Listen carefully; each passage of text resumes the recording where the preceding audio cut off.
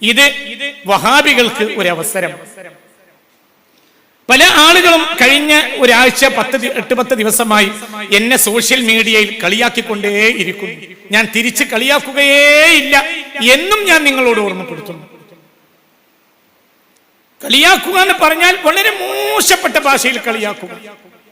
മണ്ടൻ കാസിമിയുടെ മരമണ്ടൻ മണ്ടത്തരങ്ങൾ ഒരു ഹെഡിങ്. ഇതിനൊന്നും മറുപടി പറയാൻ നമുക്ക് അറിയാത്തത് കൊണ്ടല്ല, പക്ഷേ പറയൂല. എന്തുകൊണ്ട്? നിങ്ങൾ പാവങ്ങളാണ്, നിങ്ങൾക്ക് അറിവില്ല. നിങ്ങൾക്ക് എന്താണ് വഹാബിയത്ത് എന്ന് അറിവില്ല. ഈ വിഷയത്തിൽ ഞാൻ പഠിച്ചതുപോലെ നിങ്ങൾ പഠിച്ചില്ല. ഇത് അള്ളാഹു നൽകിയ ഒരു അവസരമാണ്. നിങ്ങൾ ദയവായി വഹാബിയത്തിനെ വിട്ടുവരണം. വഹാബിയത്തിൽ നിന്ന് നിങ്ങൾക്ക് രക്ഷപ്പെടാൻ കഴിയൂല, ഒരിക്കലും കഴിയൂല, ഇമ്പോസിബിൾ. വഹാബിസത്തെക്കാൾ അപകടകരമായ ഒരു കാര്യം മുസ്ലിം സമുദായത്തിന്റെ മുന്നിൽ ഉണ്ടെന്ന് എനിക്ക് തോന്നുന്നില്ല. ഒന്നുമില്ല. അതിന്റെ അർത്ഥം ചിന്തിക്കണം, കമ്മ്യൂണിസം പ്രശ്നമല്ല എന്നല്ല. കമ്മ്യൂണിസം നാം മനസ്സിലാക്കിയ പ്രശ്നം, എന്നാൽ വഹാബിസം നാം മനസ്സിലാക്കാത്ത പ്രശ്നമാണ്. നിങ്ങൾക്കൊരു അത്ഭുതകരമായ രഹസ്യവും ഒരു രസം പറഞ്ഞുതരാം. ഈ കഴിഞ്ഞ പ്രഭാഷണം കഴിഞ്ഞ ഉടനെ 100 കണക്കിന് പണ്ഡിതന്മാർ എന്നെ വിളിച്ചിട്ടുണ്ട്. 100 കണക്കിന്. ഈ കഴിഞ്ഞ പ്രഭാഷണം കഴിഞ്ഞപ്പോൾ 100 കണക്കിന് മലബാറിലെ പണ്ഡിതന്മാർ എന്നെ വിളിച്ചിട്ടുണ്ട്. പല സദസ്സുകളിലും കാണുകയും വിളിക്കുകയും മറ്റ് മെസ്സേജ് അയക്കുകയും ചെയ്തിട്ടുണ്ട്. ഇത് ഇത്രത്തോളം ഗൗരവമാണെന്ന് ഞങ്ങൾ മനസ്സിലാക്കിയിരുന്നില്ല. അതായത് നമ്മളെ കൂട്ടത്തിൽ പഠിച്ചവർ പോലും ഈ ഗൗരവം മനസ്സിലാക്കിയിട്ടില്ല. എന്നാൽ കമ്മ്യൂണിസത്തിന്റെ ഗൗരവം ആരാണ് മനസ്സിലാക്കാത്തത്? കമ്മ്യൂണിസം നിരീശ്വരവാദാണല്ലോ, അത് ആരാ മനസ്സിലാക്കാത്തത്? മഹാനായ ശൈഖുന ശംസുൽ ഉലമ റഹിമഹുല്ലാഹ് അവിടുത്തെ പ്രഭാഷണത്തിൽ പറഞ്ഞ ഒരു കാര്യം കഴിഞ്ഞ പ്രഭാഷണത്തിൽ ഞാൻ വായിച്ചിരുന്നു. ഒരു ഇന്ത്യയുടെ പ്രഗത്ഭനായ പ്രസിഡന്റ് കോട്ടക്കൽ ആര്യവൈദ്യശാലയിൽ ചികിത്സക്ക് വന്നപ്പോൾ മുസ്ലിം നാമധാരികളായ ഒരു സംഘം മോഡേണിസ്റ്റുകൾ ചെന്നിട്ട് ഇന്ത്യൻ പ്രസിഡന്റിനെ കണ്ടു പറഞ്ഞു, ശരിയാത്ത് മാറ്റി തിരുത്തണം, ഇസ്ലാമിക ശരിയാത്ത് മാറ്റി തിരുത്താൻ നിങ്ങൾ മുന്നിൽ നിൽക്കണം. അദ്ദേഹം അമുസ്ലിം ആണെങ്കിലും ബോധമുള്ള ഒരു വ്യക്തിയായിരുന്നു ഈ പ്രസിഡന്റ്. അതുകൊണ്ട് പണ്ഡിതന്മാരോട് ഈ വിഷയം സംസാരിക്കാൻ അദ്ദേഹം തയ്യാറായി. ഇവിടെ മഹാനായ ശൈഖുന ശംസുൽ ഉലമ റഹിമഹുല്ലാഹ് പറയുന്നുണ്ട്, സത്യത്തിൽ നമ്മുടെ മതത്തിനെതിരായത് ഇവിടെ ആരാണ്? നമ്മുടെ മതത്തിൽപ്പെട്ട മോഡേണിസ്റ്റുകൾ. ശരിയാത്ത് മാറ്റുക എന്ന് പറഞ്ഞാൽ കുഫ്റാൻ, ശരിയാത്ത് തിരുത്തുക എന്ന് പറഞ്ഞാൽ കുഫ്റാണ്. എന്തുകൊണ്ട്? അൽയൗമ അക്മൽതു ലക്കും ദീനക്കും വഅത്മംതു അലൈക്കും നിഅമതി വറളീതു ലക്കുമുൽ ഇസ്ലാമ ദീന. മുസ്ലിം നാമധാരി ഈ സംഘടന ഇന്നും കേരളത്തിൽ പ്രവർത്തിക്കുന്നുണ്ട്. ഈ മോഡേണിസ്റ്റുകൾ ഇന്നും കേരളത്തിൽ പ്രവർത്തിക്കുന്നുണ്ട്. വെറൊരു കമ്മ്യൂണിസം മാത്രമാണ് പ്രശ്നം. കമ്മ്യൂണിസം വലിയ പ്രശ്നമാണ്, എന്നാൽ മോഡേണിസം അതുപോലത്തെ പ്രശ്നമാണ്. ഇതൊക്കെ നമ്മൾ മനസ്സിലാക്കിയ കാര്യങ്ങൾ. എന്നാലോ വഹാബിസം അങ്ങനെയല്ല. വഹാബിസം ലാ ഇലാഹ ഇല്ലല്ലാഹ് മുഹമ്മദുർ റസൂലുള്ളാഹ് പറഞ്ഞാണ് ജനങ്ങൾ വഴിതെറ്റിക്കുന്നത്. എങ്ങനെ നിങ്ങൾ ഇതിനെ അംഗീകരിക്കും? ഇസ്ലാമിക ചരിത്രത്തിലെ ആദ്യത്തെ ടെററിസ്റ്റ്, ഏറ്റവും ആദ്യത്തെ ഭീകരവാദി സാക്ഷാൽ മുഹമ്മദ് അബ്ദുൽ വഹാബ്. ഇതെങ്ങനെ അംഗീകരിക്കും? ഇനി പറയുക മാത്രമാണോ ചെയ്തത്? പ്രവർത്തിച്ചില്ല. എന്തൊക്കെ പ്രവർത്തിച്ചത് നിങ്ങൾ കേട്ടോളൂ. ഞാൻ 1-2 സാമ്പിൾ കൂടി കാണിക്കാം. ലക്ഷക്കണക്കിന് മുസ്ലിമീങ്ങളെ കൊന്ന ചരിത്രങ്ങളുണ്ട്. ലക്ഷക്കണക്കിന് ലോക ചരിത്രത്തിൽ ഒരു സന്യാസി ഒരു രാജാവിനോട് പോയിട്ട്, എൻ്റെ അടുത്ത് ഒരു മതമുണ്ട്, ഒരാശയുണ്ട്, അത് സ്വീകരിക്കുന്നവരെ നമുക്ക് വെറുതെ വിടാം, സ്വീകരിക്കാത്തവരെ കൊന്നിട്ട് സ്വത്ത് പിടിച്ചടക്കാം എന്നൊരു സന്യാസി ഒരു രാജാവിനോട് പറഞ്ഞൊരു ചരിത്രമുണ്ടോ? ലോകത്തെവിടെയുണ്ട്? ലോകത്തൊരു സന്യാസി പറഞ്ഞു. എന്തായി പറയുന്നത്? ഇതെങ്ങനെ അംഗീകരിക്കാൻ കഴിയും? ഇത് മനസ്സിലാക്കാതെ എങ്ങനെയാണ് എന്തൊക്കെ ഇവർ ചെയ്തു കൂട്ടിയത്? ഇത്ര ക്രൂരത ചെയ്ത ഒരു വിഭാഗം ലോക ചരിത്രത്തിലില്ല. മഹാനായ സയ്യിദ് ഹുസൈൻ റളിയല്ലാഹു അൻഹു, ബഹുമാനപ്പെട്ട മഹദിയായ ഫാത്തിമ ബീവി റളിയല്ലാഹു അൻഹയുടെ പൊന്നോമന പുത്രനായ മുസ്ലിം ലോകത്തിന്റെ ഇമാമായ ഹബീബായ മുത്ത് മുഹമ്മദ് മുസ്തഫ സ്വല്ലല്ലാഹു അലൈഹി വസല്ലമയുടെ ഇഷ്ടപ്പെട്ട പേരമകനായ സയ്യിദ് ഹുസൈൻ റളിയല്ലാഹു അൻഹുവിന്റെ മഖ്ബറയിൽ ഇവർ ഒരു രാത്രി ചെയ്തതെന്താണ് ഇവർ പറയുന്നു. ഇതിന്റെ ഫത്വ എന്താണെന്ന് വഹാബികൾ പറഞ്ഞ മതി. നിങ്ങളെ നേതാക്കൾ, നിങ്ങളെ രാജാവ് മലിക് സഊദും വഹാബികളും ചെയ്തിട്ടുള്ള തോന്യാസത്തിന് നിങ്ങളൊരു ഫത്വ പറയണം. എന്താണ് ഇതിന്റെ ഇസ്ലാമിക വീക്ഷണം? ഇത് ആരോ ചെയ്തതല്ല, നിങ്ങളുടെ ഏറ്റവും കടുപ്പപ്പെട്ട നേതാക്കൾ അഭിമാനപൂർവമാണ് നിങ്ങൾ ഈ വഹാബിയ ചരിത്രം പറയുന്നത്. ചിന്തിക്കണം. ഈ ഗ്രന്ഥത്തിന്റെ 257 പേജിൽ കർബലയിൽ ഇവർ കാട്ടിക്കൂട്ടിയത് പറയുന്നു. ഈ ഗ്രന്ഥത്തിന്റെ 257 പേജ് ശ്രദ്ധിക്കും. ثم دخلت السنة السادسة عشر بعد 200 ഹിജ്റ 1216 വർഷം ഹിജ്റ. وفيها سار سعود രാജാവ് بالجيوش المنصورة والخيل العتاق المشهورة من جميع حاضر نجد وباديها والجنوب والحجاز وتهامة وغير ذلك وقصدوا أرض كربلاء. ഹിജ്റ 1216 സഊദ് രാജാവ് എല്ലാ കുതിരക്കൂട്ടങ്ങളെയും ഒട്ടകക്കൂട്ടങ്ങളെയും പടക്കോപ്പുകളും എല്ലാം ഒരുമിച്ച് കൂട്ടിയിട്ട് ഇറാഖിലെ കർബലയിലേക്ക് മാർച്ച് ചെയ്തു. ദുൽഖഅദ മാസത്തിലാണ് 1216. ശ്രദ്ധിക്കുന്നില്ലേ? വളരെ ചിന്തിക്കണം, മനസ്സിലാക്കണം, ചിന്തിക്കണം. ഇത് ബഹുമാനപ്പെട്ട വഹാബി ചെറുപ്പക്കാരെ നിങ്ങൾ ചിന്തിക്കും.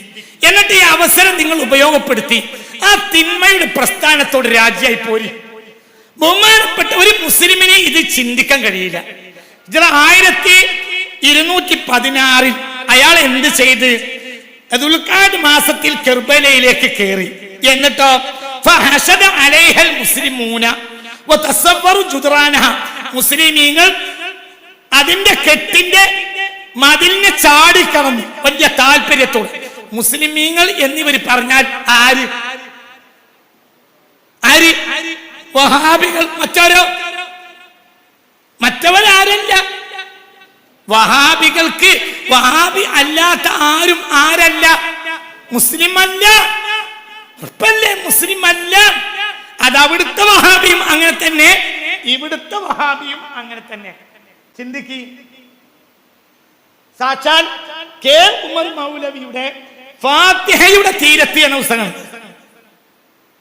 ഫാത്തിഹ സൂറത്തിന് അയാൾ കൊടുത്ത വ്യാഖ്യാനം അത് അവിടുത്തെ വഹാബി മാത്രമല്ല, ഇവിടെയും ഇവിടുത്തെ വഹാബിസത്തിന്റെ സമ്പൂജ്യനായ മരണം വരെയുള്ള നേതാവും മുജദ്ദിദുമാണല്ലോ ആര്? സാക്ഷാൽ കെ ഉമർ മൗലവി. ഉമർ മൗലവിയുടെ ഫാത്തിഹയുടെ തീരത്ത് എന്ന ഗ്രന്ഥത്തിൽ പറയുന്നു, എന്നാൽ ശൈഖിന്റെ പേരിൽ നേർച്ചയാക്കുകയും നേർച്ച വീട്ടുവാനായി അറക്കുന്ന സമയത്ത് ബിസ്മില്ലാഹി എന്ന് ചൊല്ലുകയും ചെയ്യുന്നത് ഒരിക്കലും ശരിയല്ല. ഇതിൽ സത്യമില്ല. അങ്ങനെ ചെയ്യുന്നതിന്റെ അർത്ഥം ഈ നേർച്ച അള്ളാഹു അനുവദിച്ചതും അവന്റെ പൊരുത്തം ലഭിക്കത്തക്കതുമാണല്ലോ. ഇതൊരിക്കലും അള്ളാഹു അനുവദിച്ചിട്ടില്ല. കഠിനമായി വിരോധിക്കുകയാണ് ചെയ്തിരിക്കുന്നത്. അള്ളാഹു അല്ലാത്തവരെ ആരാധിക്കുക എന്ന ശിർക്കിന്റെ ഇനത്തിൽപ്പെട്ടതാണ് ആ ബലികർമ്മം.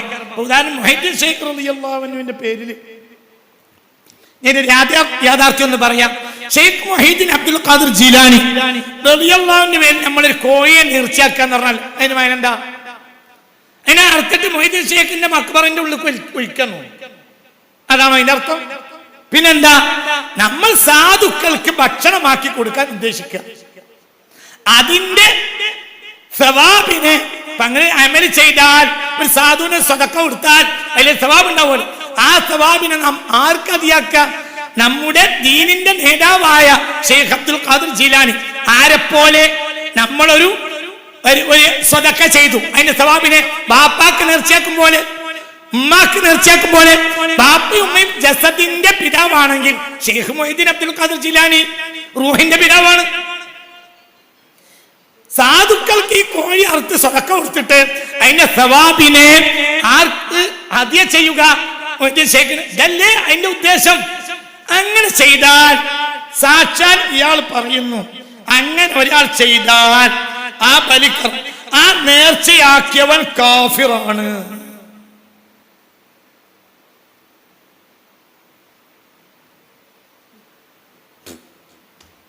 ആ നേർച്ചയാക്കിയവൻ. അപ്പൊ ഈ സോക്കട് മുഹമ്മദ് അബ്ദുൽ വഹാബിനോ സൗദിന് മാത്രമൊന്നല്ല, എല്ലാ നാട്ടിലെ വഹാബിയും വഹാബി അല്ലാത്ത ഒരാളെ മുസ്ലിമായി അംഗീകരിക്കുകയേ ഇല്ല. എന്താ പഠിക്ക്, ഇത് ഞങ്ങളെ പ്രശ്നമല്ല. ഇത് ഇപ്പോൾ ഇത് മുസ്ലിംക്ക് എന്ത് ഞങ്ങൾ വയലു പറയും, ഞങ്ങളോട് ഒരാൾ കളിക്കില്ല. എന്തുകൊണ്ട്? ഇവരെ ഖുർആൻ സുന്നത്ത് കൊണ്ടും മുൻഗാമികളെ അഖ്വാൽ കൊണ്ടും അടിച്ചിരുത്തേണ്ടവിടെ അടിച്ചിരുന്ന ഞങ്ങൾക്കറിയാം. ഇവിടെ പ്രശ്നം എവിടെ വരിക? എല്ലാ സകല ഗുലാബിയെ കൂട്ടിക്കെട്ടിയാൽ എന്താ സംഭവിക്കുക? ഒന്നും അല്ലാതാവും. പാകിസ്ഥാനിലേക്ക് നിന്ന് ദുന്യാവിലേക്ക് തുറന്നു വിട്ടൊരു ഭൂതണ്ട്, അതാണ് ജമാഅത്തെ ഇസ്ലാമി. ദുനിയാവിൽ ഒരു തീവ്രവാദം ഉണ്ടായിട്ടുണ്ടെങ്കിൽ അതിന്റെ വിത്തിട്ടത് ആരാ? മൗദൂദി. മൗദൂദിയെ ആര് കൂട്ടിയാലും അത് നശിപ്പിക്കും. കൊക്കിരുന്നാൽ കുളം പറ്റും എന്നറിയും പഴയ കാലത്ത് ആളുകൾ. ജമാഅത്തെ ഇസ്ലാമി ആരെങ്കിലും കൂട്ടിപ്പിടിച്ചോ അവരെ കാത്തത്. ആരവര് നീ അവരെ എങ്ങനെ ക്ഷമിക്കാം? ഇന്ത്യൻ ജനാധിപത്യത്തിനെതിരെ അത് താവൂത്തിയാണെന്ന് പറഞ്ഞ ആദ്യത്തെ ഒരു പ്രസ്ഥാനം ഉണ്ടെങ്കിൽ ജമാഅത്തെ ഇസ്ലാമി. ഇവിടുത്തെ ഉദ്യോഗം സ്വീകരിക്കൽ ഹറാമാണെന്ന് ഫത്വ കൊടുത്ത ആദ്യത്തെ വിഭാഗം ജമാഅത്തെ ഇസ്ലാമി. നികുതി കൊടുക്കൽ ഹറാമാണെന്ന് പറഞ്ഞവര് അവരാ. ഉദ്യോഗം കിട്ടാൻ വേണ്ടി പഠിക്കുന്നത് ഹറാമാണെന്ന് പറഞ്ഞതും അവരാ. ഈ രാഷ്ട്രീയക്കാര് തന്നെ ഇതിനെതിരെ പുസ്തകം എഴുതിയിട്ടുണ്ടല്ലോ ഈ അടുത്ത കാലത്ത്, മറക്കാനൊന്നും ആയിട്ടില്ലല്ലോ. പ്രഗത്ഭനായ ഒരു പത്രപ്രവർത്തകൻ പുസ്തകം എഴുതിയിട്ടുണ്ട് ജമാഅത്തെ ഇസ്ലാമിക്കെതിരെ. ശുദ്ധമായ പശുവിൻ നെയ്യ് എന്ന് പറഞ്ഞിട്ട് ഒരു പുസ്തകം എഴുതിയിട്ടുണ്ട്. ഒരു പ്രഗത്ഭനായ രാഷ്ട്രീയ നേതാവ്. ഈ ജമാഅത്തെ ഇസ്ലാമിയെ ആര് കൂട്ടിയോ തകരും. ആര് കൂട്ടിയത്? എന്തുകൊണ്ട്? ഇസ്ലാമിൽ വന്നിട്ടുള്ള, മുസ്ലിം സമുദായത്തിൽ വന്നിട്ടുള്ള എല്ലാ ടെററിസത്തിന്റെയും അടിത്തറ ജമാഅത്തെ ഇസ്ലാമി. വഹാബിസവും, അതും വഹാബിസം തന്നെ. ഒന്ന് റൈറ്റ് ഹാൻഡ്, ഒന്ന് ലെഫ്റ്റ് ഹാൻഡ്. ഇത്രയുണ്ട്. ലെഫ്റ്റ് ഹാൻഡ് ആണ് എന്ത്?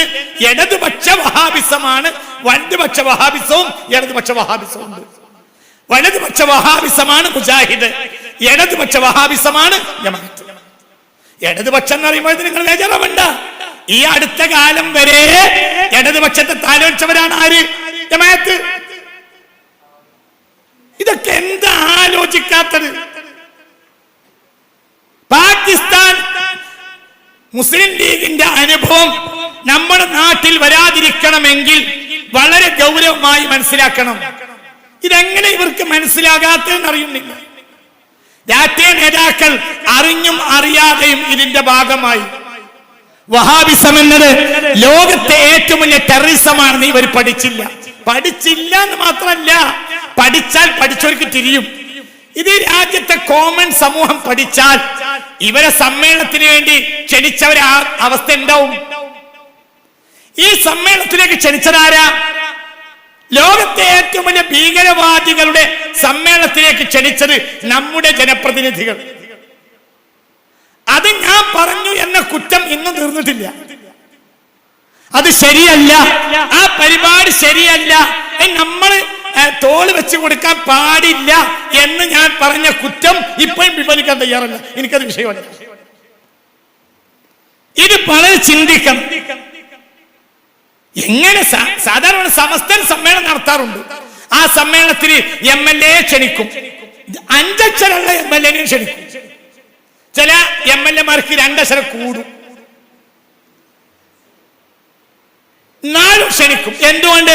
സമുദായത്തിന്റെ ആളുകളെ സഹായിക്കുക എന്നത് ഏത് കാലത്തും മലബാറിലെ ഉലമാവിന്റെ രീതിയാണ്. അത് 2 അല്ല, അത് 1 എന്നും ക്ഷണിക്കും. അതേ സമയത്ത് സമസ്തയുടെ സമ്മേളനത്തിലേക്ക് ക്ഷണിക്കാൻ ഒരു MLA സമസ്ത ഇന്ന് വരെ ദുരുപയോഗം ചെയ്തിട്ടില്ല. ഉണ്ടോ? സമസ്തയാണല്ലോ ദുരുപയോഗം ചെയ്യേണ്ടത്. എന്തുകൊണ്ട്? സമർപ്പിക്കുന്ന വോട്ടുകളിലെ സിംഹഭാഗവും സമസ്തയുടെ. പക്ഷേ ഇന്ന് വരെ ഒരു ജനപ്രതിനിധിയെയോ ഒരു എക്സ് ജനപ്രതിനിധിയെ വെച്ചിട്ട് സമസ്തയുടെ സമ്മേളനത്തിലേക്ക് ആളെ കൂട്ടിയ ഒരു ചരിത്രം ഇല്ല. എന്നാ സമസ്തയോ ഒരു ഭീകരവാദ സംഘടന ആർക്കും അറിയാം.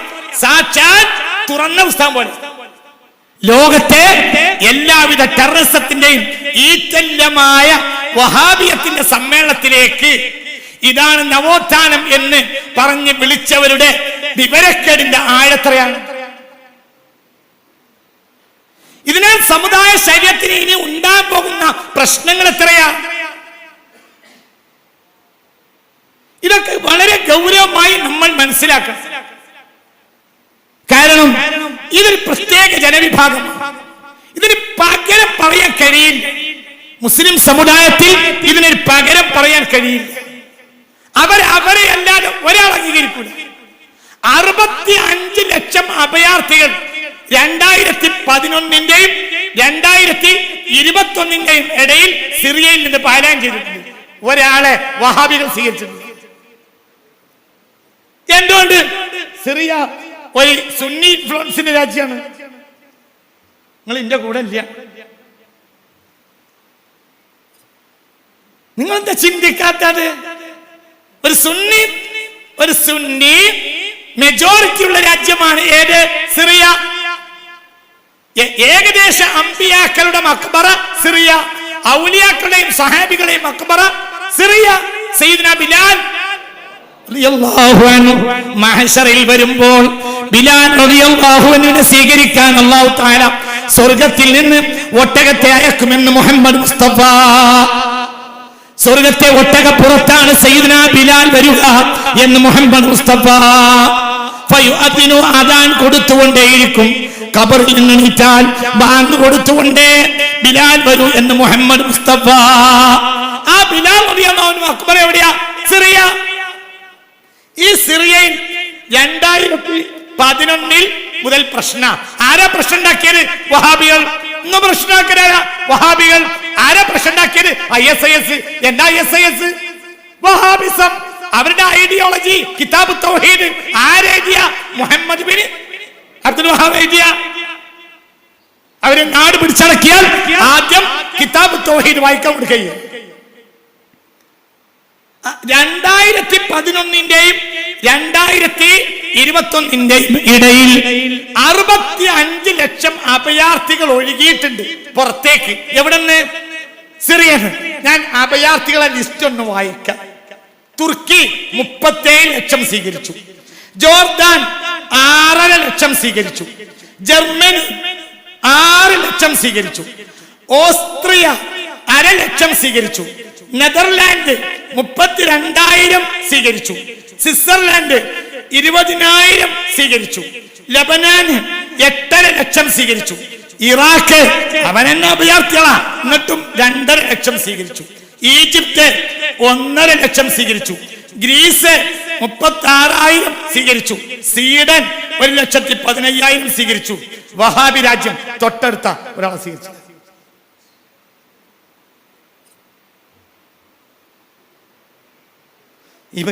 ഇവരിവിടെ കഴിഞ്ഞു കൂടുന്നത് സുന്നികൾ കൂർക്കം വലിച്ചുറങ്ങുന്നുണ്ടാണ്.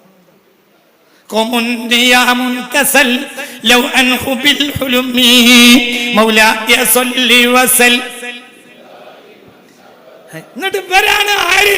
ലോകത്തെ നേതാക്കന്മാർ. എന്നോട് പ്രമുഖനായ ഒരു വഹാബി നേതാവ് ഈ ആഴ്ച ഒരു മെസ്സേജ് അയച്ചു.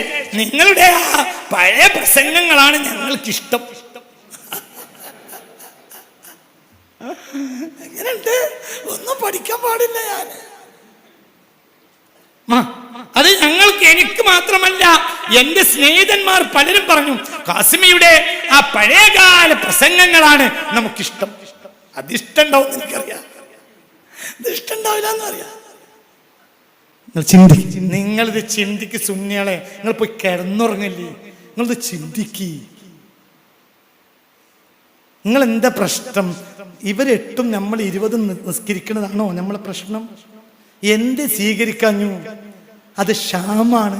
ഷാമ മുസ്തഫ നബിക്ക് ഇഷ്ടമുള്ള മണ്ണാണ്. അത് സുന്നികളെ നാടാണ്, അത് മക്ബറകളെ നാടാണ്, അവരെ രാവുമ്പാടി യാസീൻ ഓതുന്ന നാടാണ്. മനസ്സിലായോ?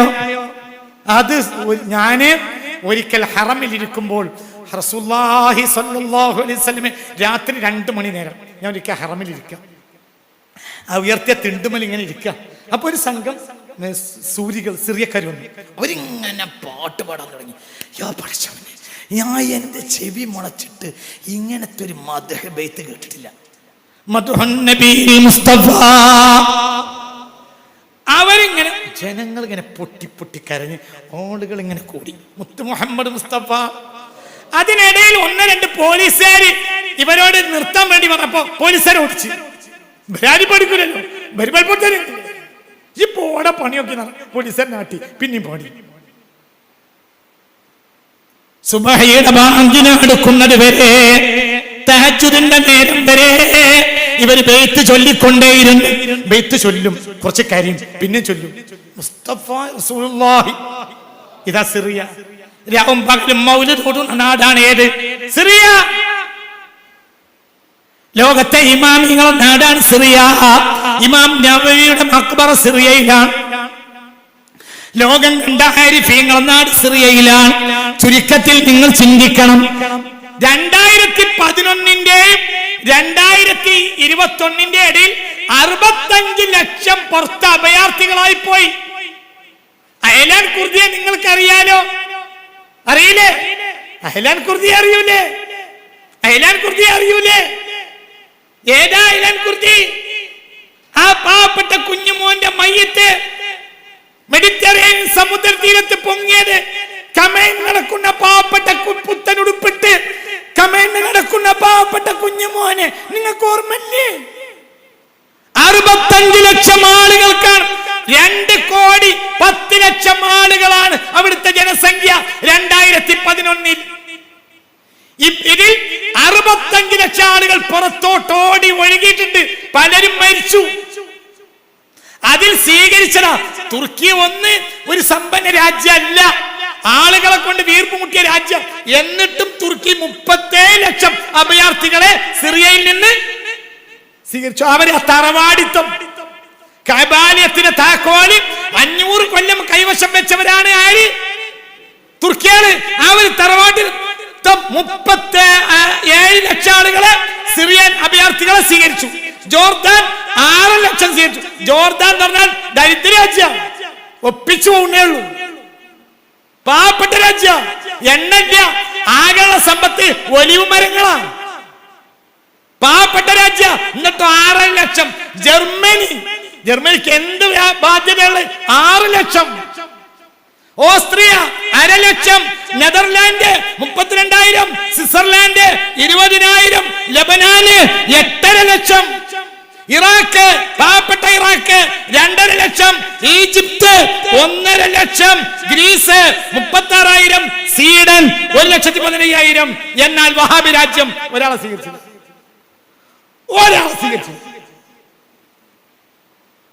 രാജകുടുംബത്തിലെ പ്രധാനപ്പെട്ട ചില ആളുകളെ അതിർത്തി കടത്തി കൊണ്ടുവന്നു പ്രശ്നത്തിൽപ്പെടാതിരിക്കാൻ. അങ്ങനെ 163 ആളുകളെ കൊടുക്കുന്നുണ്ട്. നെറ്റില് നോക്കിയ ഈ 163ന്റെ ലിസ്റ്റ് കിട്ടും.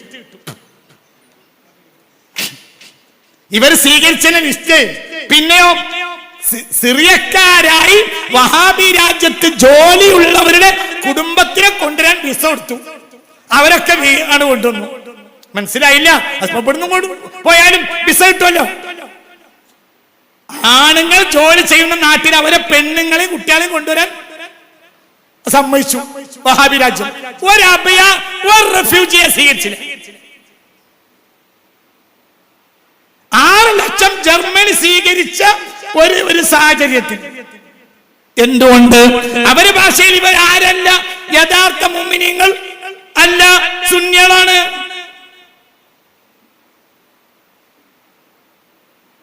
ബഗ്ദാദിന്റെ പരിസരത്ത് ഏറ്റവും വലിയ ആണവ റിയാക്ടർ ഉണ്ടാക്കി സദ്ദാം ഹുസൈൻ. അത് ഏറ്റവും വലിയ ഭീഷണിയായി ആർക്ക്? ഇസ്രായേലിന്. ഇത് തകർക്കാൻ ഇസ്രായേൽ തീരുമാനിച്ചു. പക്ഷേ ഇറാഖിലേക്ക് ഇസ്രായേലിൽ നിന്ന് തകർക്കാൻ യുദ്ധവിമാനം പോകണമെങ്കിൽ ഒന്നിരിക്കൽ ജോർദാൻ എയർവേ കൊടുക്കണം, അല്ലെങ്കിൽ മിസ്ർ എയർവേ കൊടുക്കണം, അല്ലെങ്കിൽ വഹാബി രാഷ്ട്രം എയർവേ കൊടുക്കണം. ജോർദാൻ പറഞ്ഞു ഞങ്ങൾ തരൂല, മിസ്ർ പറഞ്ഞു ഞങ്ങൾ തരൂല. 1981 ബഗ്ദാദിന്റെ പരിസരത്തുള്ള ഇറാഖിന്റെ സദ്ദാം ഹുസൈനാണ് ഭരണാധികാരി. ഇറാഖിന്റെ ആണവ റിയാക്ടർ ഒരു രാത്രി കൊണ്ട് നശിപ്പിക്കാൻ ഓപ്പറേഷൻ ഒപ്പേര അടിച്ചോക്കി നെറ്റിൽ. ഒരു രാത്രി കൊണ്ട് ഇറാഖിന്റെ ആണവ റിയാക്ടർ നശിപ്പിക്കാൻ എയർവേ വിട്ടുകൊടുത്തു. ആര് മാത്രം? വഹാബി രാഷ്ട്രം മാത്രം. ഇവരോ 49 ഫലസ്തീനികളെ സഹായിച്ചിട്ടില്ല, 67 സഹായിച്ചിട്ടില്ല, 81 ആരെ സഹായിച്ചു? ഇസ്രായേലിനെ സഹായിച്ചു. എന്തുകൊണ്ട്? ബഗ്ദാദ് ഇവരുടെ ഭാഷയിൽ പറഞ്ഞാൽ മുശ്രിക്കുകളുടെ നാടാണ്. അവിടെ മൊഹീദ്ദീൻ ശേഖരി പയച്ചോക്കുള്ളത്. അത് ഹുസൈൻ റളിയല്ലാഹു അൻഹുവിന്റെയും അലി ഇബ്നു അബീ ത്വാലിബിന്റെയും നാടാണ് റളിയല്ലാഹു അൻഹു. അതാണ് പ്രശ്നത്തിന്റെ അടിസ്ഥാനം, അല്ലാതെ കുവൈത്ത് പിടിച്ചടക്കിയതല്ല. ഇത് 10 കൊല്ലം ഈ ഉഭയകക്ഷി ബന്ധത്തിന്റെ തകർച്ച 10 കൊല്ലം ഉള്ളിൽ കടന്ന് കത്തി. 91 ഇവരുടെ വാത്സല്യ രാഷ്ട്രമായ കുവൈത്തിന്റെ മേൽ കടന്നുകയറി ആര്? ഇറാഖ്. ഇറാഖ് വിഡ്ഢിത്തരം ചെയ്തു. അതിന്റെ പിന്നിൽ ആരാ? അമേരിക്ക. ചിന്തിക്കണം, അമേരിക്കയെ സംബന്ധിച്ച് വലിയ നേട്ടം. നിങ്ങളിതൊക്കെ ആലോചിച്ച് നോക്കി എന്താണ് ഈ ചെയ്തത്. ഞാൻ നീട്ടുന്നില്ല, ചിന്തിക്കണം.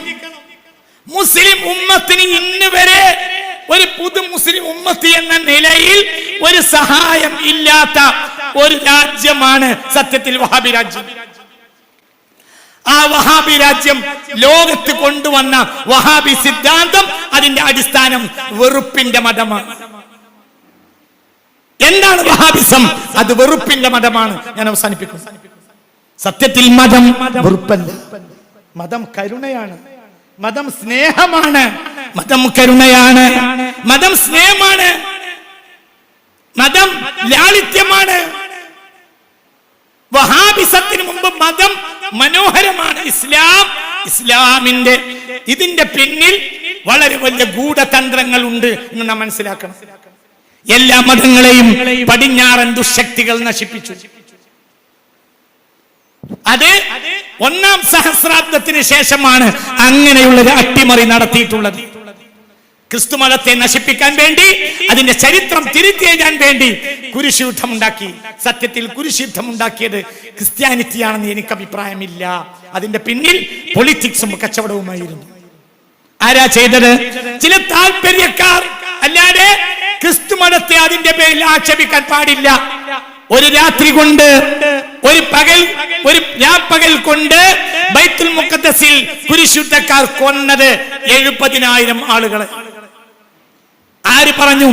ഇബ്നുൽ ഖൽദൂൻ പറഞ്ഞു, H.G. വെൽസ് പറഞ്ഞു, ലോകത്തെ ചരിത്രകാരന്മാരെല്ലാം പറഞ്ഞു. ചരിത്രം കണ്ട ഏറ്റവും വലിയ ദുരന്തമായിരുന്നു കുരിശുദ്ധക്കാർ 1099 മാർച്ച് 15-ാം തീയതിയാണ് കുരിശ് പട്ടാളക്കാർ ബൈത്തുൽ മുഖദ്ദസിലേക്ക് വന്നത്. അത് സത്യത്തിൽ ക്രിസ്ത്യാനിറ്റി അല്ല. കുരിശുദ്ധത്തിന്റെ പേരിൽ ക്രിസ്തു മതത്തെ ആക്ഷേപിക്കരുത് എന്നാണ് എന്റെ അഭിപ്രായം. എന്തുകൊണ്ട്? അതൊരു ഹൈജാക്ക് ചെയ്യപ്പെട്ട മതമാണ്. 1-ാം സഹസ്രാബ്ദം കഴിഞ്ഞപ്പോൾ എല്ലാ മതവും ഹൈജാക്കിയിട്ട് പോയിട്ടുണ്ട്. പടിഞ്ഞാറൻ ചിന്തകൾക്ക് വിധേയമായി ക്രിസ്തു മതത്തെ നശിപ്പിച്ചു, ജൂതമതത്തെ നശിപ്പിച്ചു. ഞാൻ പറയട്ടെ, സിയോണിസം ജൂതമതവും രണ്ടാണ്. സിയോണിസത്തിന്റെ ലക്ഷ്യം കച്ചവടവും രാഷ്ട്രീയവും മാത്രം. എന്നാൽ ജൂതമതത്തിന് പൊതുവെ ആ സ്വഭാവം ഇല്ല. നല്ല നല്ല ജൂതന്മാർ ലോക ചരിത്രത്തിൽ എത്രയുണ്ട്.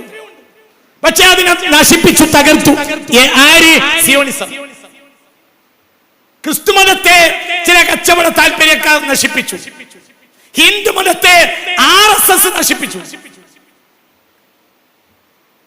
ബുദ്ധമതത്തെ ചില പ്രത്യേകമായ താല്പര്യക്കാർ നശിപ്പിച്ചു. അവരാണ് ഇപ്പോൾ എന്ത് ചെയ്യുന്നത്?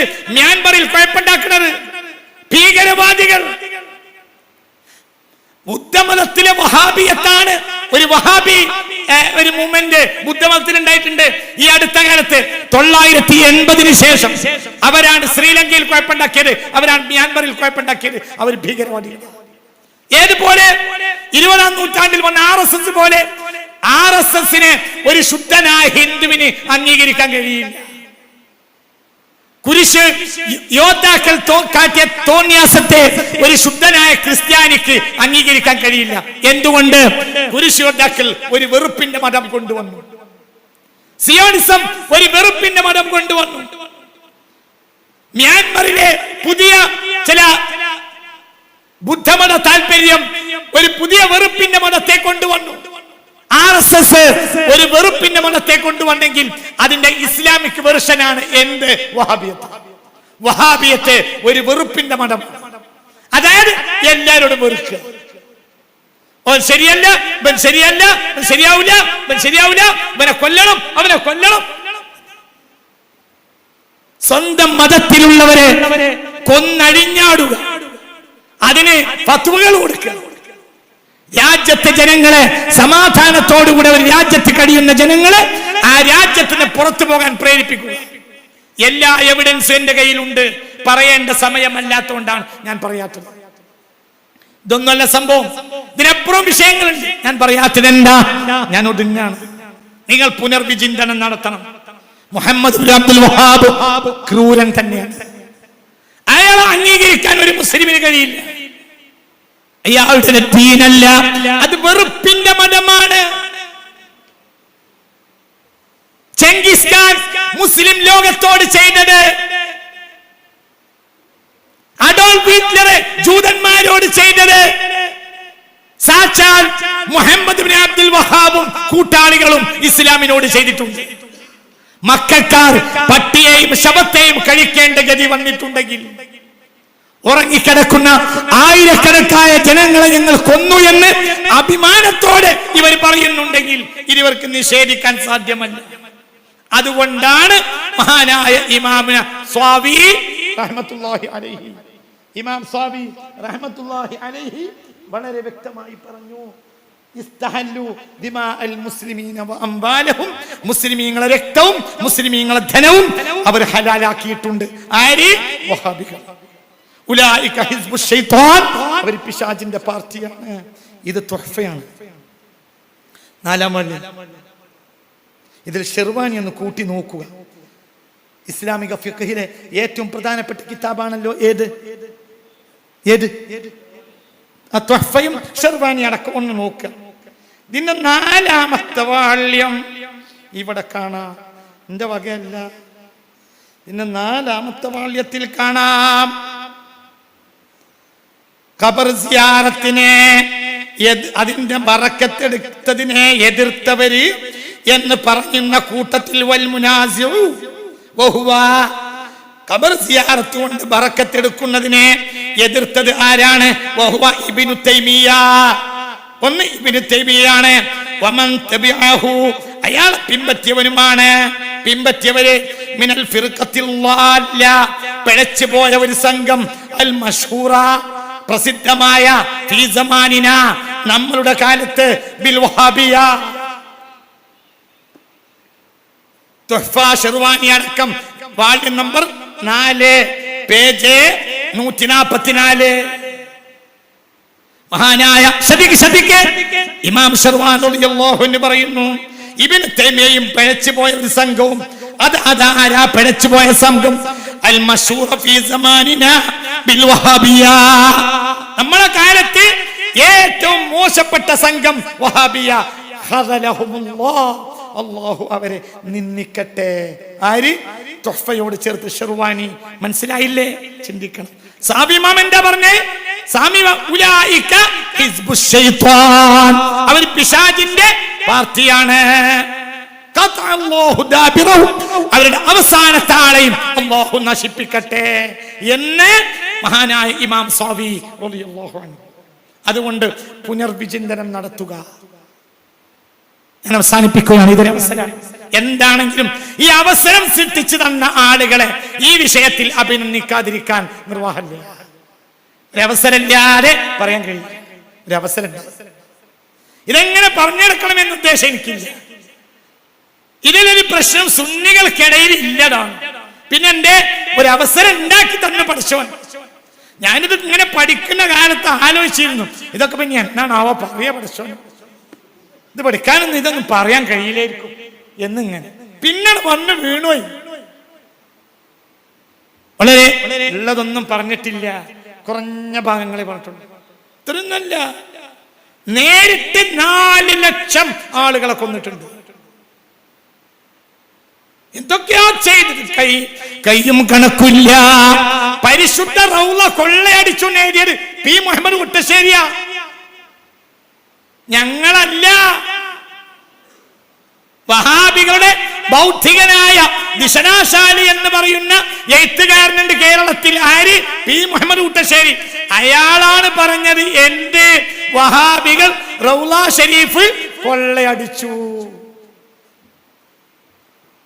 അതിന് കഴിഞ്ഞ വർഷം ഒരു വഹാബി മൗലവി മറുപടി പറഞ്ഞു, കൊള്ളടിച്ചിട്ടുണ്ടെങ്കിലും അതൊക്കെ ആ പള്ളിന്റെ ആവശ്യത്തിന് ഞങ്ങൾ അവിടെ ചെലവാക്കിയിട്ടുണ്ട്. ഇതിന്റെ തൊട്ടുപുറത്തെ പേജിലുണ്ട്, മുഹമ്മദ് അലി പാഷ വന്നപ്പോൾ ചെവിന്റെ കുന്നിക്ക് പിടിച്ചിട്ട് ആ കൊള്ള മുതലൊക്കെ റൗളയിലേക്ക് തിരിച്ചു ഒപ്പിച്ചു. ഇപ്പുറത്തെ പേജിലുണ്ട്, നേരെ ഇപ്പുറത്തെ പേജ്. സ്വന്തം നേതാവ് എഴുതിയ പുസ്തകം ഒരോട്ടം നോക്കണ്ട, തൊട്ടുപുറത്തെ പേജിലുണ്ട്. ഈജിപ്ത് പരിശുദ്ധ റൗള ഷരീഫ് കൊള്ളയടിച്ചപ്പോൾ ഈജിപ്തിൽ നിന്ന് വന്നു ആര്? മുഹമ്മദ് അലി പാഷ. വന്നിട്ട് എന്ത് ചെയ്ത്? വഹാബികളെ പിടിച്ച് കൊണ്ടേച്ച് ഒന്നാം വഹാബി സർക്കാരിനെ തകർത്ത് തരിപ്പണമാക്കി. അഹ്ലുസുന്നക്ക് നട്ടല് നിവർത്താൻ അവസരം കൊടുത്തത് മഹാനായ മുഹമ്മദ് അലി പാഷയാണ്. അല്ലാഹു അദ്ദേഹത്തിന് ദറജ നൽകട്ടെ. അല്ലാഹു അദ്ദേഹം കൈറോയിൽ ഒരു പള്ളി ഉണ്ടാക്കിയിട്ടുണ്ട്. ആ പള്ളിയുടെ ഉൾഭാഗം ഞാൻ കണ്ടിട്ടുണ്ട്. അമിൻ തദക്കുരി ജീറനിൻ ബിദി സലമി മസജ്ത ദംഅൻ ജറാ മിൻ മുഖ്ലത്തിൻ ബിദമി മഹബ്ബത്തിർ റീഹു മിൻ തിൽഖാഇ ഖാദിമതി വഅമൽ البرق في والماء من إلمي مولاي صل وسلم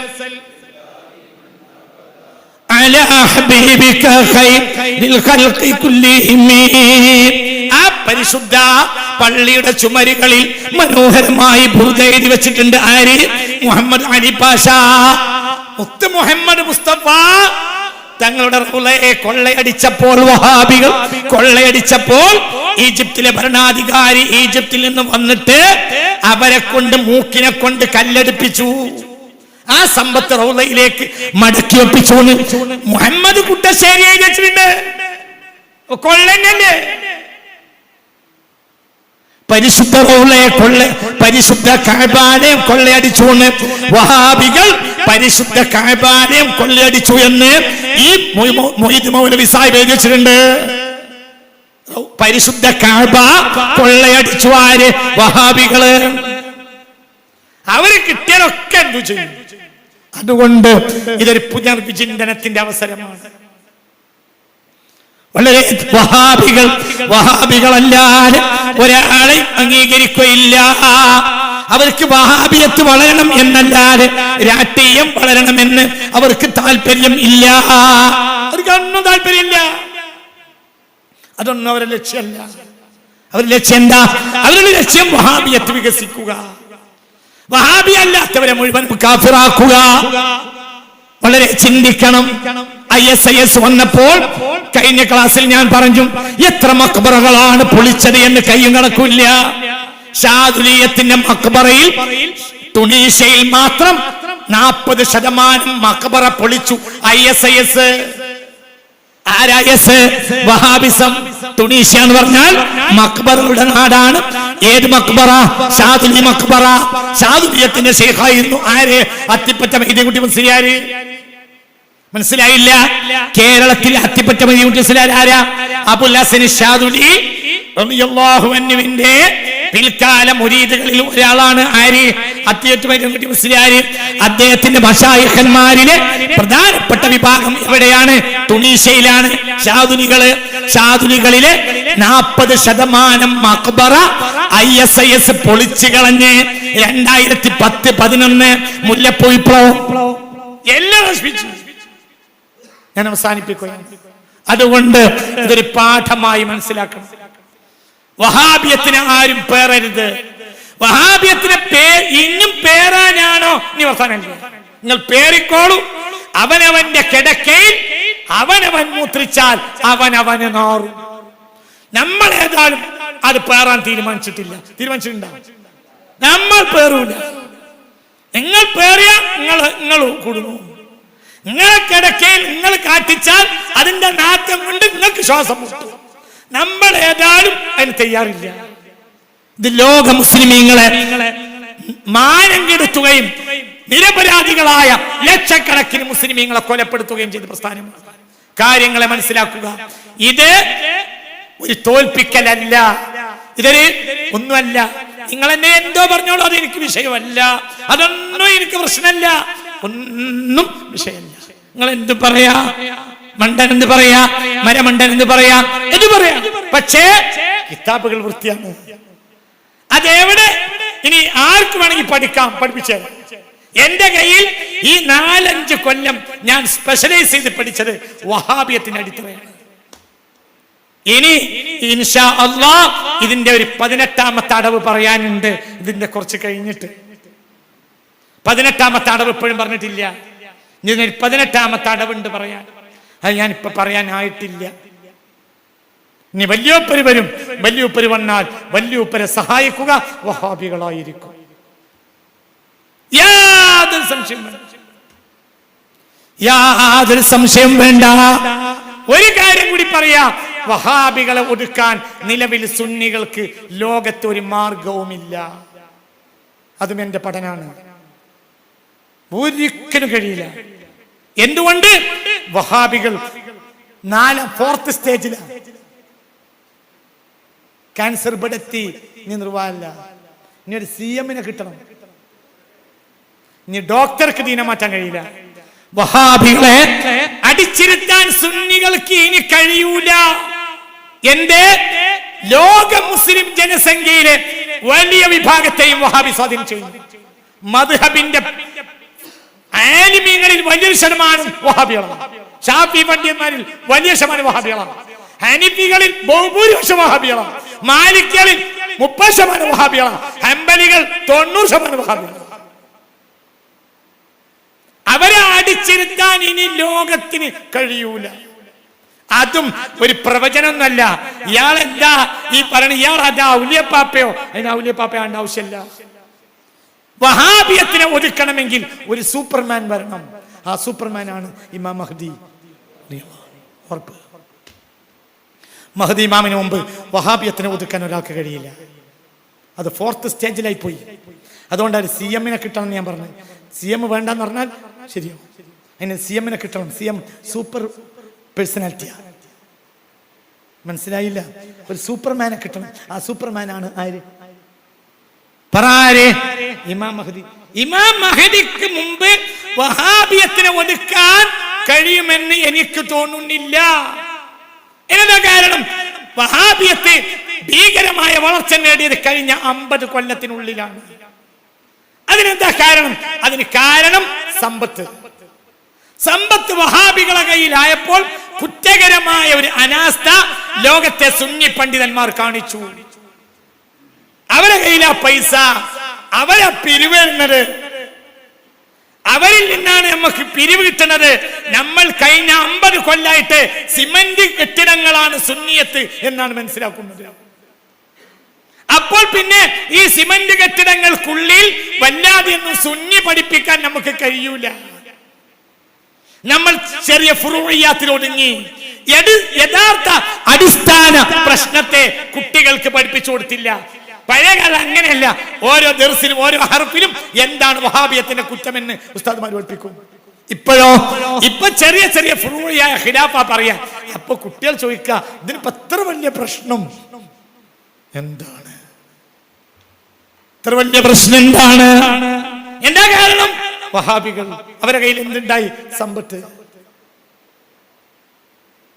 1940 ആദം നബിയുടെ കാലം മുതൽ 1940 വരെ ലോകത്തെ രാജ്യങ്ങളുടെ പ്രധാന വരുമാനം കൃഷി. ഇന്ന് ലോകത്തിന്റെ പ്രധാനപ്പെട്ട വരുമാനം ഓയിൽ. ഏതാ? വഹാബി രാജ്യങ്ങളിലാണ് കൂടുതൽ ഓയിൽ ഉണ്ടായത്. ഈ ഓയിൽ അവർ കൂടുതൽ ചെലവാക്കിയത് എന്തിനാ? അവരുടെ സുഖലോലുപതക്കും പിന്നെ വഹാബി പ്രചാരണത്തിന്. മുത്തുനബി എന്ത് പറഞ്ഞു? മുത്ത് മുഹമ്മദ് മുസ്തഫ പറഞ്ഞു, നിങ്ങളുടെ മേൽ ഞാൻ പേടിക്കുന്നത് നിങ്ങൾക്ക് ദാരിദ്ര്യം വരുന്നത് ഞാൻ പേടിക്കുന്നില്ല.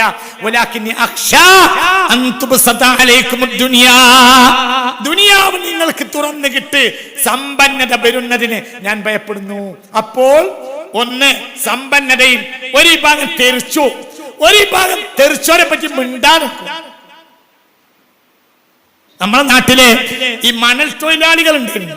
ഈ മണൽ തൊഴിലാളികളൊക്കെ ഒരു രാവിലെ 10 മണിയാകുമ്പോഴത്തിന് 1500 റുപ്യക്ക് പണിയെടുക്കും.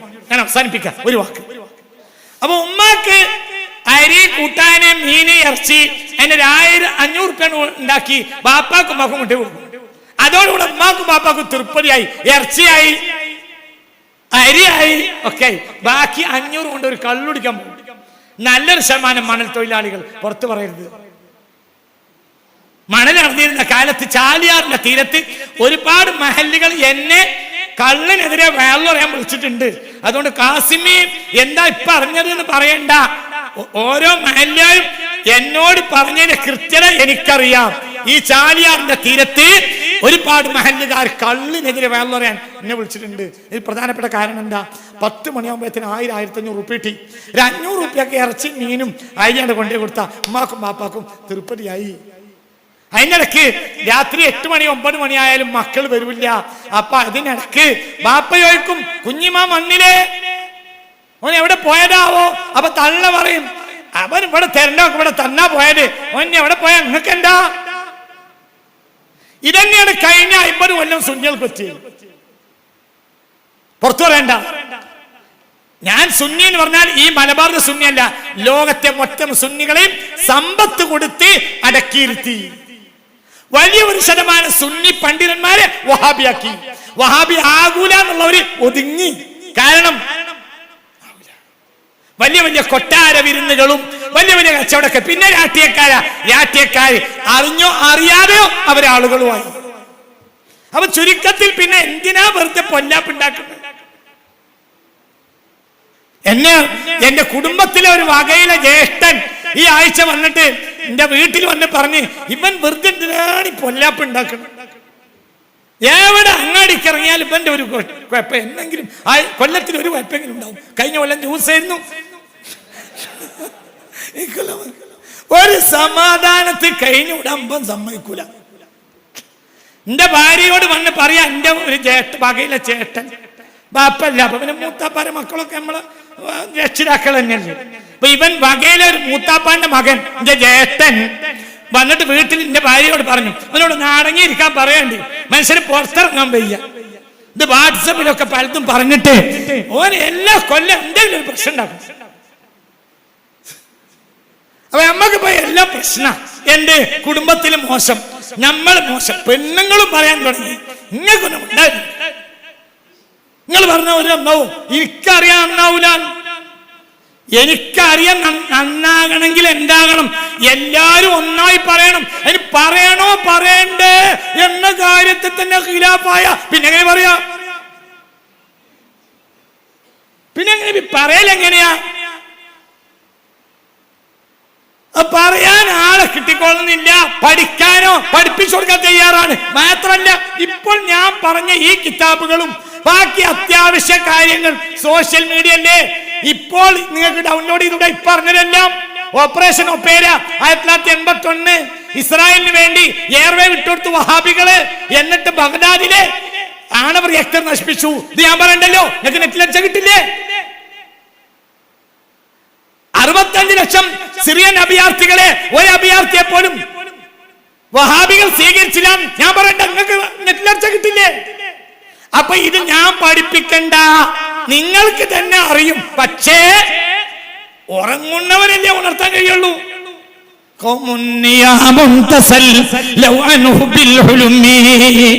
ഒരിക്കലും ഉണരരുതേ എന്ന് വിചാരിച്ചില്ല. ദിവാസ്വപ്നവും കണ്ടുറങ്ങുകയാണെങ്കിൽ നമ്മുടെ സംസ്കൃതിയും നമ്മുടെ രാഷ്ട്രീയ മതപരമായ കെട്ടുറപ്പ് മുഴുവനും വഹാബിസം തകർത്ത് കളയുന്നതിന് മുമ്പ് ഉമ്മത്ത് ജാഗരൂകരാകണം എന്ന് വളരെ താഴ്മയോടെ അപേക്ഷിച്ചുകൊണ്ട് ഈ വിഷയത്തിലെ രണ്ടാമത്തെ പ്രഭാഷണവും ഞാൻ ഉമ്മത്തിന്റെ മുന്നിൽ സമർപ്പിച്ചിരിക്കുന്നു. റബ്ബനാ അലൈക തവക്കൽനാ വഇലൈക അനബ്നാ വഇലൈകൽ മസീർ ഹസ്ബുനല്ലാഹു ونعم الوكيل نعم المولى ونعم النصير ولا حول ولا قوة إلا بالله العلي العظيم. ربنا آتنا في الدنيا حسنة وفي الآخرة حسنة وقنا عذاب النار وأدخلنا الجنة مع الأبرار يا عزيز يا غفار برحمتك يا أرحم الراحمين.